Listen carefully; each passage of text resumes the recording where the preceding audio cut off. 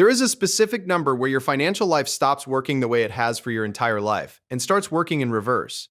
Below it, you earn money and money costs you effort. Above it, your money earns money and it starts handing effort back to you. That number for most people is $1 million invested. Now, I want to be honest about what that number is and isn't, right up front. $1 million is not a magic finish line. It's worth far less than the word millionaire makes it sound in your head.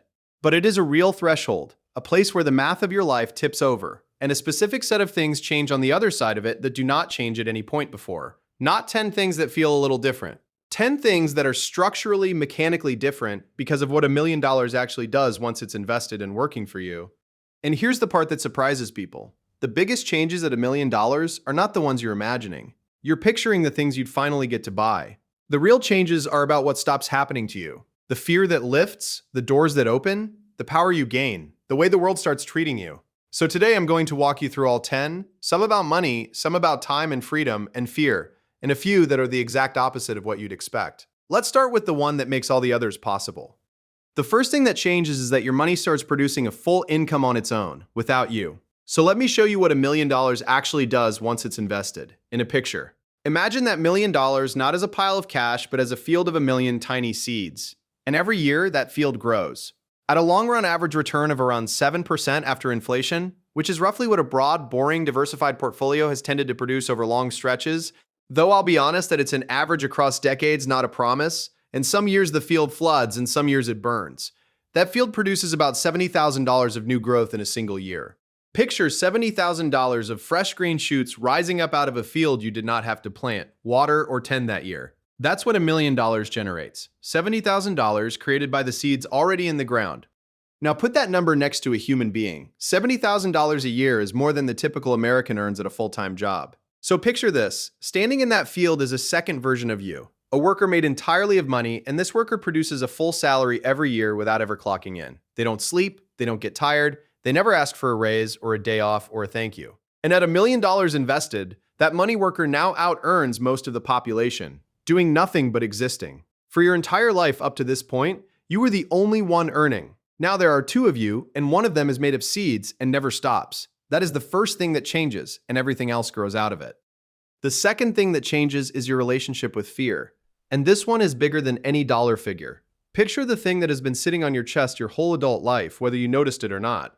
A low, humming dread about money. The what if. What if I lose the job? What if the car dies? What if the diagnosis comes? Picture that fear as a heavy gray fog that fills every room you've ever lived in, so constant and so familiar that you forgot it was even there, the way you forget the sound of a highway you've lived beside for years. Now picture crossing the $1 million line, and picture that fog beginning to lift out of the rooms, pulling back, thinning, until one day you notice the air is clear. Because $1 million invested, throwing off $70,000 a year means the disasters that used to be catastrophes become inconveniences. The lost job is now a sabbatical you can afford. The dead car is an errand. The emergency is a line item. The fear doesn't vanish, because you're brave. It vanishes because it has run out of things to threaten you with. And here's the part almost nobody who hasn't crossed this line understands. That lifting of the fog changes how you stand, how you sleep, how you speak to people, the decisions you make on a Tuesday afternoon. You didn't just get money, you got the removal of a weight you'd been carrying so long you'd stopped feeling it, until it was gone, and you could suddenly stand up straight. The third thing that changes is that time and money switch places in your life. And this is one of the strangest shifts of all. For your whole life, the equation ran one direction. You took your time, your hours, your days, your one and only life, and you traded it for money. Picture an hourglass and picture the sand as your hours draining down, and at the bottom, each grain turning into a coin. Time in, money out. That was the deal, and it felt permanent, like gravity. At $1 million invested, the hourglass flips over. Now picture the coins at the top, and as they fall, they turn back into sand, into time. Because the $70,000 a year working on its own means money is now buying back your hours. You can afford to say no to the overtime, to work less, to take the lower paying thing you love instead of the higher paying thing that's killing you, to spend a Wednesday with your kid instead of a stranger's spreadsheet.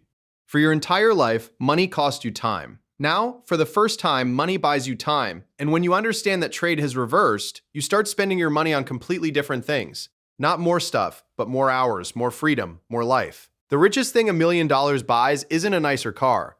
It's the return of your own time. The fourth thing that changes is that you gain the power of no, and it will reshape every relationship you have. Picture your life up to now as a room where you are surrounded by people holding out contracts, offers, demands, requests. The boss, the client, the landlord, the situation you can't afford to walk away from. And picture that for most of your life, you had to say yes to a lot of them. Not because you wanted to, but because you needed the money, and needing the money meant you didn't really have a choice. Picture a hand. Your hand signing thing after thing it didn't want to sign, because the alternative was worse. Now picture $1,000,000 invested as a floor that appears underneath you. Solid, permanent ground that will hold you up no matter what. And when that floor is there, something incredible happens to that hand. It can stop signing, you can say no to the toxic job, no to the exploitative deal, no to the client who treats you badly, no to the thing everyone expected you to accept, because you no longer need it to survive. Picture yourself standing on that floor, calm, able to walk away from any room you choose. The ability to walk away is the single most valuable form of power a person can have in almost any negotiation, and $1,000,000 invested is what finally hands it to you. You stop being someone things happen to. You become someone who chooses. The fifth thing that changes is that your money starts making decisions faster and bigger than your salary ever could, and it happens on days you're not even paying attention. Picture two side-by-side screens showing the same market having one good day, a single day where stocks rise a couple of percent. On the first screen is a person with $10,000 invested, and their good day earns them $200. Nice, but small. On the second screen is you with $1,000,000 invested, and that identical day, the same percentage, the same market, the same amount of effort, which is to say none, earns you $20,000. In a single day, picture that number appearing on the screen while you're doing something completely ordinary, making lunch, walking the dog, asleep. Here's what changes in your head when you see that. You realize the pile has become so large that its daily movements dwarf your daily labor. Your job might earn you a couple $100s in a day of hard work. Your invested million can swing by tens of thousands while you nap. And the strange lesson that teaches you, the one that reorganizes your whole financial brain, is that at this level, what you earn matters far less than what you already have working for you. For your whole life, the game was about the size of your paycheck. Now the game is about the size of your pile, and the pile is taken over. You've become, more than anything else, the manager of an engine. And the engine is now stronger than your own two hands ever were. The sixth thing that changes is the most counterintuitive one on this entire list, and it catches almost everyone off guard. Your spending barely changes at all, and that is the whole secret. You'd think that crossing $1,000,000 would mean an explosion of new spending, the sports car, the mansion, the different life. But picture the people who actually have $1,000,000 invested, and here's what you'd see if you followed them home. A normal house, a paid-off, unremarkable car they've driven for years, a grocery cart that looks like everyone else's. Because here is the thing they understand that the person imagining the sports car doesn't. The reason they have $1,000,000 invested is precisely that they did not inflate their life every time they got ahead. Picture two paths splitting at every raise a person ever gets. One path spends the raise and the pile never grows, and the other path invests the raise and the pile climbs. The people who reach $1,000,000 took the second path over and over for years, which means their defining trait is the exact habit that would be destroyed by suddenly spending like a millionaire. So at $1,000,000 invested, the shocking change is that almost nothing about your daily spending changes, because the not changing is the entire reason you got here and the entire reason the pile keeps growing instead of draining away. The seventh thing that changes is that the compounding gets visibly, dramatically faster. Each new million arrives in a fraction of the time the first one took. Let me show you this because it's genuinely hard to believe until you see it laid out. Picture the long grinding climb it took to save your first $100,000. For a lot of people, that first 100 grand takes the better part of a decade of pushing, and it feels like forever. Now picture the journey from the first million to the second. At around 7%, $1,000,000 doubles on its own, adding nothing in roughly a decade, and if you're still investing on top of that, much faster. Picture the field of seeds again. Going from 1 million to 2 million adds a whole new million, and the field is now producing so much growth that each additional million arrives faster than the one before it. The first million might have taken you 20 or 30 years of effort. The stretch from 4 million to 5 million, for someone who stays invested, can take just a few years, mostly on the strength of the growth alone. Picture a staircase where each step is $1,000,000, and the steps get closer and closer together as you climb. Until near the top, you're taking them 2 and 3 at a time, barely lifting your feet. The first million is the hardest thing you'll ever build, and it's the last one that will ever be that hard.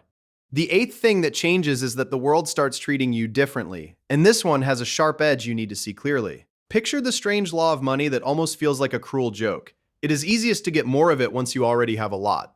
Once you have $1,000,000 invested, doors open that were locked before.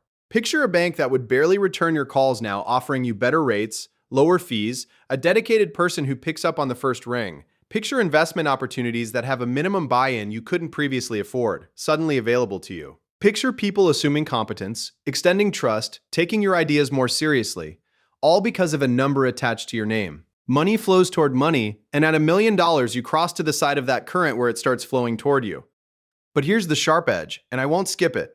That same gravity attracts things that want to take it. Picture the new arrivals who appear once you have money. The pitches, the opportunities, the person with a can't-lose deal, the distant relative, the advisor whose fees slowly eat your returns, the schemes dressed as friendships. The world opening up to you is real, but so is the fact that a big pile of money attracts people who'd like a piece of it. And so a new skill becomes essential at exactly this moment, one you never needed when you had nothing. The ability to protect what you've built, to say no to the takers with the same firmness you used to say no to a bad job. Having the money is one skill. Keeping it once the world knows is a completely different one.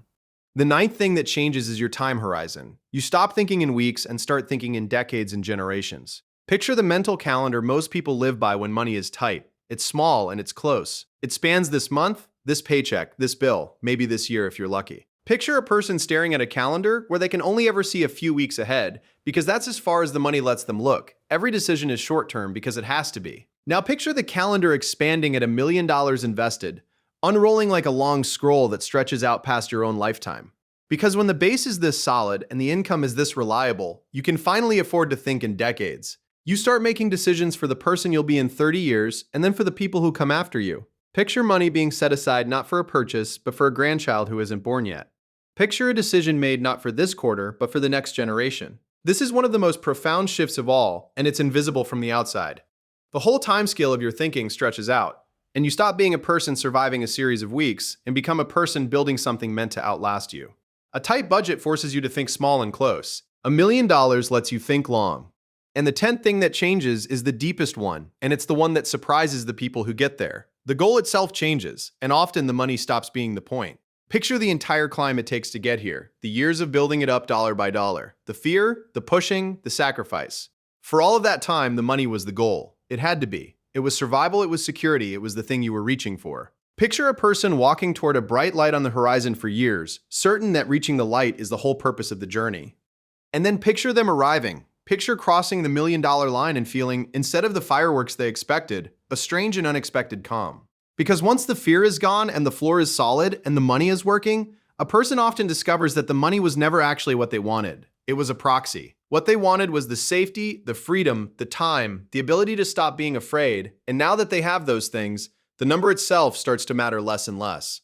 Picture them turning away from the light they've been chasing, and for the first time looking around at the actual landscape of their life, the people, the work that means something, the days. The final thing that changes at $1 million invested is that you're freed from thinking about money at all, and you get to go find out what you were really after the whole time. The number was never the destination. It was the thing that finally let you stop staring at it.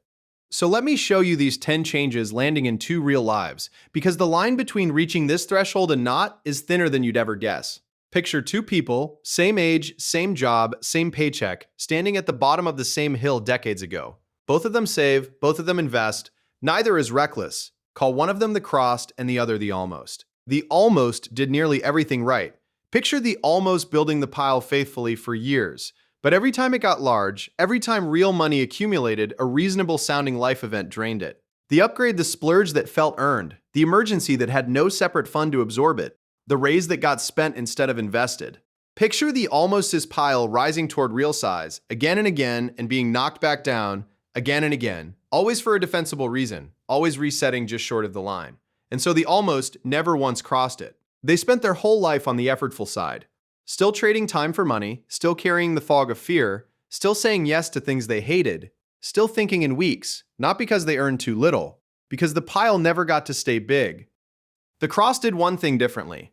Picture the crossed protecting the pile with everything they had, walling it off, refusing to drain it, letting every raise and every windfall flow into it instead of around it, keeping a separate cushion so life's shocks never had to touch the investments. And so, somewhere along the way, the crossed's pile reached $1 million and went past it. And every single one of the 10 things we just walked through began to happen to them, one after another. The fog lifted, the hourglass flipped, the floor appeared, the money workers started out earning them. The world opened its doors, and they arrived at that strange calm at the top, free to stop thinking about money at all. Same paycheck, same years, same effort poured in. One of them spent a lifetime building a pile that kept getting torn back down, and the other built the same pile and never once let it collapse. And so only one of them ever crossed the line. And the only real difference between them was this. One of them understood that the entire game, the whole point, was to get the pile past the threshold and then never ever tear it back down. So let me bring this all the way home. Wherever you are right now, whether you're at the very beginning or partway up, or closer to that line than you think, I want you to understand what you're actually doing when you save and invest. In a way most people never grasp, you are not just accumulating a number, you are climbing toward a specific threshold where the whole nature of the thing changes. Below that line, you pour in effort and you get out effort, the hard way. But at the line, the machine flips on, and 10 things you've been fighting for your whole life. Security, freedom, time, the end of fear, the power to say no, a horizon that stretches past your own lifetime. Stop being things you chase and start being things you have. Almost nobody gets across that line. And it is almost never because they couldn't build the pile. It's because they tore it back down again and again, always for a good reason, and never let it reach the threshold. So here is the whole thing, distilled to one instruction. Build the pile, protect the pile, and never tear it down. Keep feeding it, wall it off from the emergencies and the temptations, and let it climb, one boring year at a time, toward that line. Because on the other side of it, for the first time in your life, your money works harder than you do. And you finally get to set down the weight you've been carrying, step back, and watch it do the work you used to have to do by hand.